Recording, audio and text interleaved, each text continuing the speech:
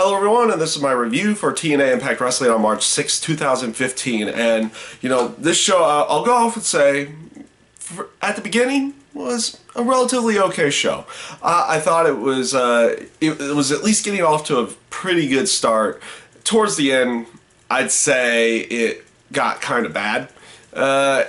Or at least more in the middle, it was relatively bad. Maybe the end was still relatively good, though. Let's just start right from the beginning. I did like the beginning opening segment with the BDC coming out and calling out Drew Galloway. And his Drew Galloway's promo after when he interrupted them was a relatively good one. It wasn't overly spectacular, but it did give him his true purpose on why he was there and why he was going after the BDC and everything like that. And that came off actually relatively well. And then his match with Kenny King was also a relatively good match as well, to go along with it. So you had a relatively good promo followed by a pretty decent match there between the two of them. I kind of do like where that storyline's beginning to go with them. You had the backstage segment with Bram and James Storm trying to set up, Bram to take out Matt Hardy in his one-on-one match that night. And again, that promo came off relatively decently. It wasn't anything spectacular, and it actually just felt very random for the two of them to be in there together at that point. The match between Bram and Matt Hardy was okay. It wasn't overly bad, but it was very slow in that sense. And Matt Hardy's gotten a lot slower over the time, and that naturally comes with age. So you have to expect him to start moving in slower fashion in his matches. So again, the match itself was okay. It wasn't overly bad. It wasn't overly good either.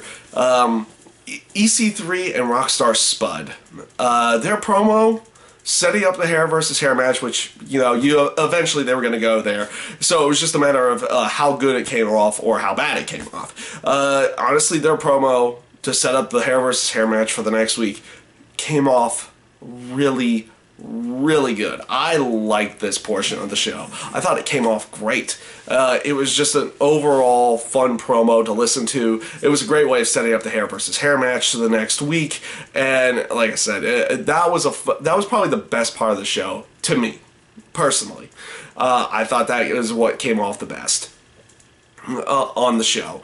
So we'll see how the match goes the next week, and we'll just see how they finish off this storyline going on, because more than likely this is going to be the ending between the two of them in a storyline sense. And it's about time. They've kind of run with this storyline for as long as they could, honestly. The Tara Terrell Awesome Kong match was what it was.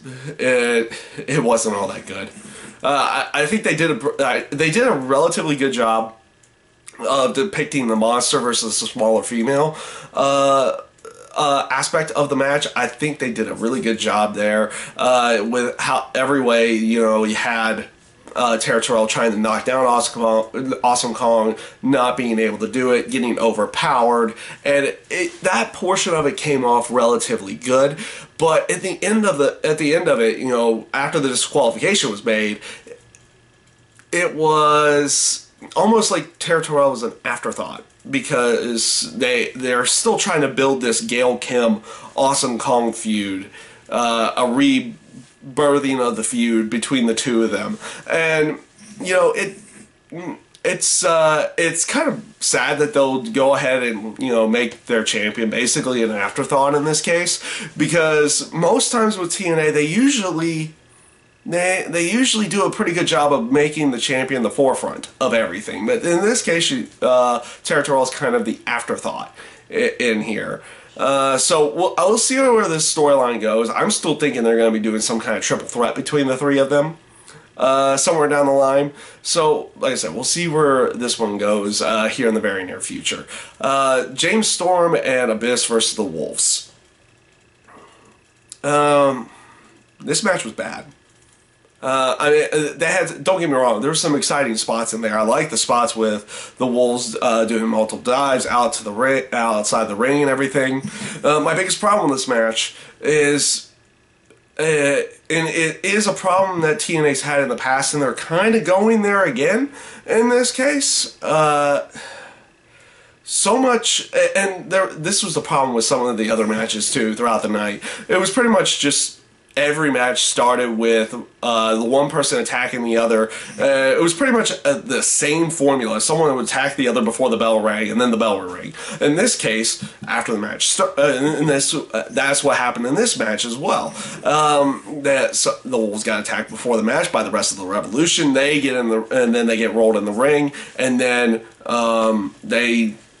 then they actually ring the bell, and obviously now James Storm and Abyss have the advantage. Matt Hardy eventually comes out there, and this leads into where my second problem was with and that they've had in the past, and it definitely comes to the forefront in here.